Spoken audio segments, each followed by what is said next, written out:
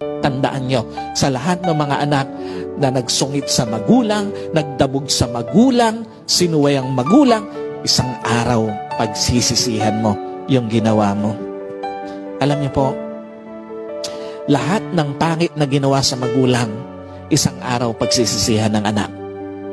Lahat ng masakit na ginawa sa magulang, lahat yung pagsisisihan ng anak. At lahat ng hindi dapat ginawa sa magulang, lahat yung pagsisisihan ng anak. Anong pinapakita rito? Sa lahat po ng mga anak, bago pa maging huli ang lahat, itama mo na anumang dapat mong itama sa pagtrato sa magulang mo. Bago pa mapuno ng pagsisisi ang pakikitungo mo sa magulang mo, itama mo na ang dapat mong itama sa trato sa magulang mo. At bago pa mapuno ng lungkot yung kwento ng pakikitungo mo sa magulang mo, itama mo na yung dapat mong itamang trato sa magulang mo.